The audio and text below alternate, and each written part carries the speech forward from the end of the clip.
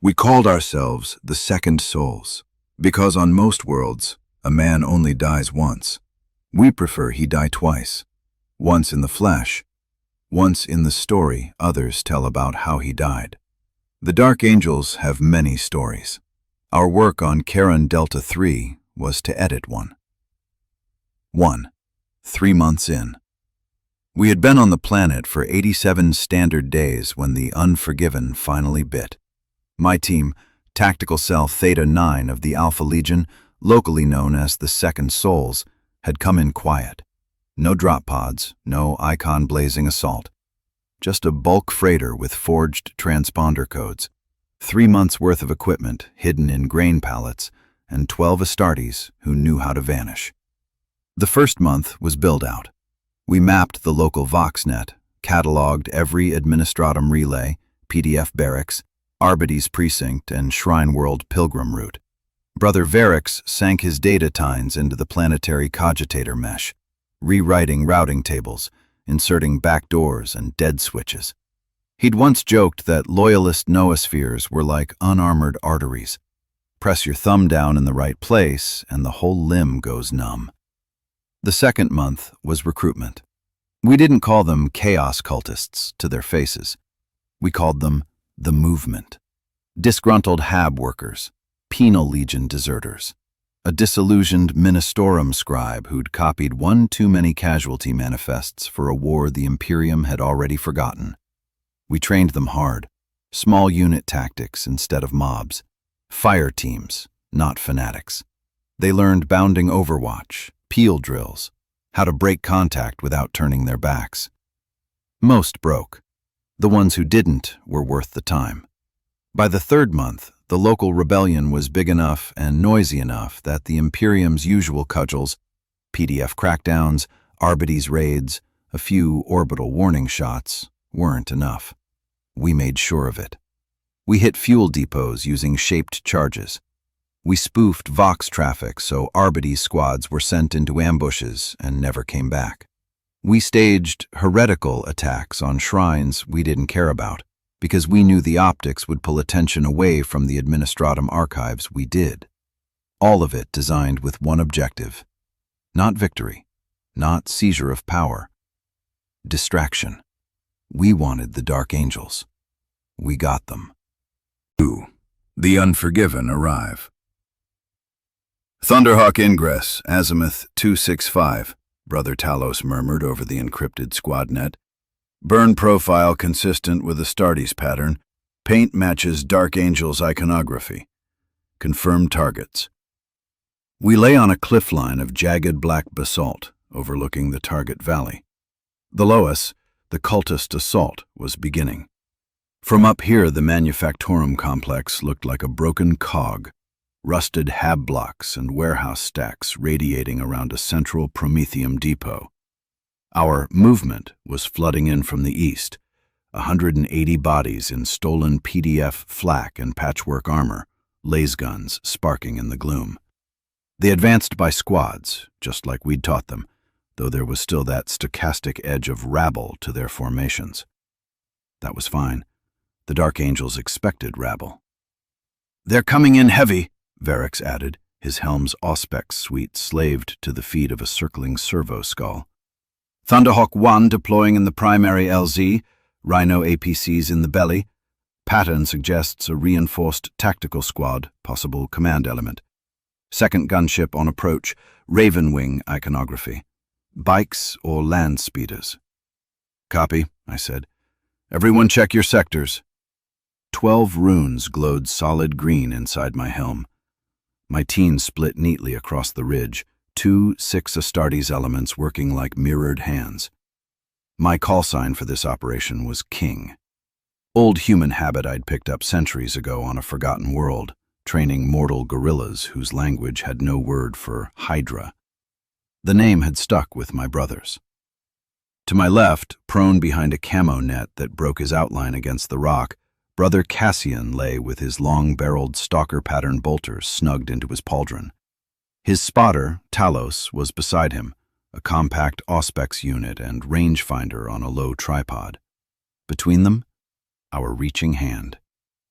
On the right flank, Brother Orthus and his element were sighted in depth, looping the path down from the ridge with remote charges and establishing secondary hides. Orthus was our engineer and our planner of ugly surprises. With him was Lykar, our apothecary, though out here his job was more to keep cultist leadership alive than us. Astartes die hard. Behind us, deep in a fold in the stone, Varix and Sirio crouched over their gear, Vox decryptors, cogitator slates, needle-fine antennae. Electronic warfare in this age meant corrupting machine spirits with whispered binheric blasphemies and forcing Vox spirits into counterfeit obedience. Below, the Chaos Militia crashed into the outlying hab blocks, laze fire crackling off ceramite flakboards and ferrocrete. I watched the battle unfold through 3 lenses at once: naked optics, helm display, and the map in my mind of how it was supposed to go. "Weapons check," I voxed. "Glass, status." "Glass up," Cassian replied, voice calm. "Rifle zeroed, data book built. Primary lane is TRP Alpha through Delta. 800 to 1150. Wind 03 mils full value left to rig." 3. The Hatchet Force. Our Chaos Militia, our unconventional Hatchet Force, was already engaged. The first squads were pinned on the outer habs by precision bolter fire. Loyalist rounds chewed through walls and flesh with equal ease. Shards of ferrocrete and body parts sprayed into the dust. Even with training, a mortal under Astartes fire has a hard time remembering his drills. "King, this is Hatchet Actual," came Jorah Ven's voice over our locked channel. Her tone was taut, but controlled. I'd pulled her from the PDF 6 weeks ago. She'd taken to our doctrine fast. "We're fixed at the East Hab line, grid 26 Bravo. We can hold for maybe 3 minutes before they break through." "Copy, Hatchet," I said. "Hold your position. Don't get heroic. Your job is to keep them interested, not win. Smoke if you have it. Push them to the depot courtyard. Give Glass the lanes we briefed." "Wilco," she replied. "For the Hydra." "For the Hydra," I echoed. Varix injected a new packet of false traffic into the Loyalist Vox, a panicked plea from a non-existent Arbites commander claiming the rebels had seized the Prometheum tanks and were preparing to detonate them. I heard the reply chatter, encrypted, but not too encrypted for us. On my HUD, the Dark Angel's icons shifted.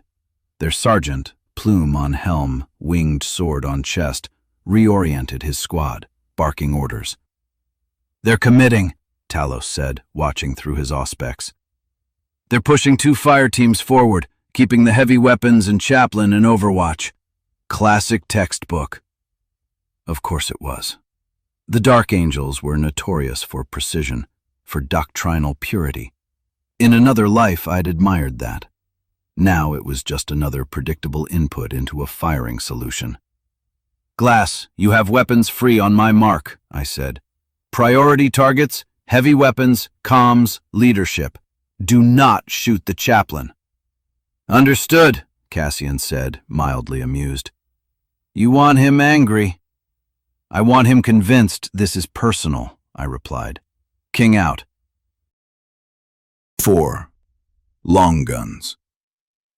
The Dark Angels moved like a blade through cloth.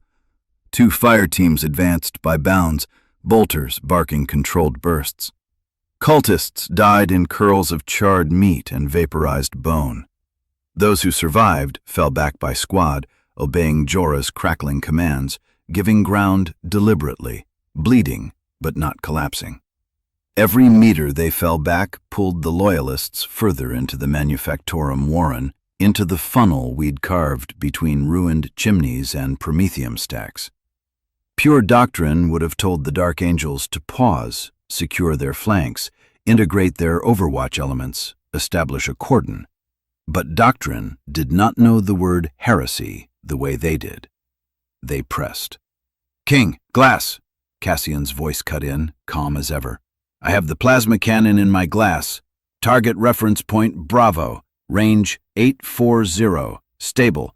Wind still holding 3 mils, left to right." King copies, I said. Execute. There was no thunderclap, no dramatic recoil, just the muted cough of a suppressed stalker bolter, a long, flat sound that vanished into the already present noise of battle. Through my helm optics, I watched the reactive round arc downrange, a flicker of motion against smoke, then punch through the Dark Angel's shoulder pauldron at the joint, where plate met flexible fiber. It detonated just inside the armor. Emerald ceramite burst outward in a dirty white gout, the Astarte's right arm and half his chest blooming into a cloud of armor fragments and liquefied bone. He toppled, plasma cannon clattering from his severed hand. Impact, Talos reported. Plasma down, splash radius light, no collateral on adjacent. Shift, Cassian murmured. Next target. I watched my HUD as their icons danced. The loyalist sergeant snapped orders. The squad tightened, reacting to the sudden loss. They were disciplined. They sought cover, split their overwatch, scanning the ridgeline. Good. Ghost, scrub their auspex, I said. On it, Varix replied. The air around us hummed as he sent a concentrated blast of noospheric white noise into the cogitator cores of their scanners. The machine spirits stuttered. False positives bloomed like ghosts all across the ridge in their displays. Their helmets turned, weapons sweeping, but at nothing. Glass, suppress the missile launcher next, I ordered. On Glass, Cassian said. TRP Charlie, range 796. Another flat cough. Another Astartes jerked as his helm exploded backward, visor shattering, the round punching through the weak spot beneath the brow aquila. His body went limp mid-stride, momentum carrying him forward into the dirt. 2 for 2, Talos said quietly. They're dropping smoke. Indeed, the Dark Angel's chaplain had seen enough.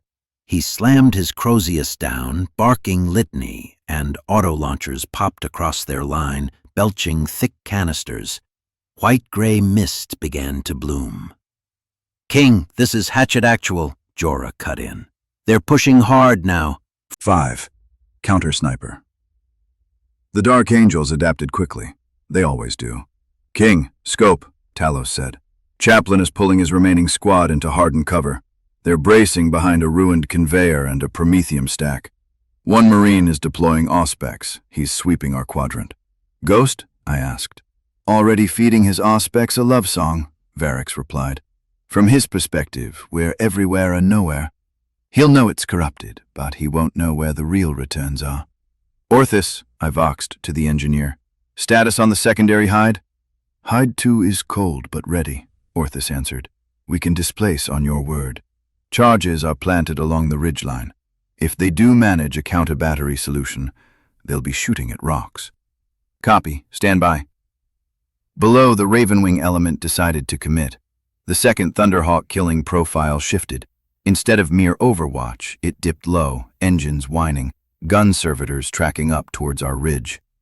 Ravenwing gunship is nosing in, Talos warned. Angle suggests they're hunting the shooter, not supporting the ground squad. Glass, King, I said. 2 more rounds, then displace to hide 2. Scope, trigger the rock slide if they bracket this position. Affirm, Cassian said, already adjusting. 2 rounds. He worked the Stalker Bolter's action with practiced economy, chambering specialized rounds from the custom magazine. On my HUD, I watched him lock onto the Loyalist standard bearer, the Astartes holding the winged sword banner high even amid the confusion, trying to rally his brothers. Target, banner, Cassian said. Range 710, slight right-to-left wind through the courtyard. Hold, send. The round hit at the exact point the banner pole met the bearer's fist. It didn't need to kill him. It sheared the haft, blowing his hand open in a spray of fingers and bone. The relic fell, clattering onto the blood-slick stone. In any other chapter, that would be an insult. In the Dark Angels, it was blasphemy. Last round, Cassian said. Chaplain's Crozius. Range 698. Impact on the haft below the head. Objective is disruption, not kill. Send it, I said. The Crozius, raised high as the chaplain chanted some half-heard catechism, exploded in a flash of ceramite fragments and cracked power field emitter. The weapon went spinning away. That's our cue, I said. Displace. Ghost, prepare to hand off the false traces to hide 2. Orthis, kill the ridge on my mark. We moved. Astartes are heavy, but centuries of experience makes every motion efficient. Cassian and Talos slid back from the lip, rolling into a low crawl, then rose and trotted along the pre-marked covered route to the second hide site, 100 meters down the line. As we cleared the first position, the Ravenwing Thunderhawk opened up. Heavy bolter fire chewed into the crest of the ridge, detonating rock and dust. Dozens of high-explosive rounds walked across the exact spot where Cassian had been. 6. Extraction and aftermath. The engagement lasted 27 minutes. In that time, we killed or rendered combat ineffective 9 Dark Angels out of the initial 12 on the ground, plus damaged their moral architecture by desecrating their relics in full view of surviving battle brothers and mortal witnesses. We lost 32 cultists and 3 of Jorah's squad leaders. Costly, but acceptable. The rebellion would survive the loss. Martyrdom was a renewable resource in this kind of war. When the Dark Angels finally pulled back, it wasn't in panic. They executed a disciplined withdrawal under cover of gunship fire and smoke, dragging their wounded and honored dead. The chaplain carried the splintered Crozius head cradled like a reliquary. The standard lay in the dirt, forgotten for the moment in the chaos of exfiltration. They would come back for it. We had plans for that, too. On the ridge, my team packed up, policed brass, exfil routes checked and rechecked. Orthis triggered another set of charges, collapsing a side canyon we'd used to reach the Overwatch position, erasing our tracks. Hatchet actual, King, I voxed. Status? We're mauled, but breathing, Jorah said. Her voice was ragged. I could hear las fire and the moans of wounded in the background. They hit us hard when they realized they were being played, but they never broke through to the depot. Your long gun kept them honest. You kept them where we needed them, I said. You did well. Pull your people back to Rally Point Hydra. Lykar will meet you in triage. Understood. And the Astartes? Bleeding, I said, confused, and most importantly, watching the wrong part of the war. Night fell properly by the time we reached our safe house, an abandoned mining relay station carved into the mountain. Inside, helm lights flicked on, green-white beams cutting through dust. We gathered in the central chamber, ritual and debrief overlapping in a way our old Legion masters would have approved of. Hololithic projectors painted a frozen image of the battlefield in shimmering blue. Varix annotated it with casualty icons and engagement timelines. Sirio overlaid intercepted Dark Angel's Vox transcripts, translated and cleaned. They believe we're a splinter warband operating independently, Sirio said, tapping a rune. No mention of Alpha Legion yet. Their chaplain insists this is punishment from the Emperor for their failure to hunt the fallen more zealously. He's urging a redeployment of forces from the primary theater in the Equatorial Hive to this sector. Perfect, I said. Our true objective was thousands of kilometers away, a data vault in Hive Primus containing records we wanted erased from Imperial history. With the Dark Angels now fixated on phantom traders in the mountains, the forces defending that vault would be thinned. Another of our cells, embedded in the Hive, would move there when the time was right. Hydra heads striking in sequence.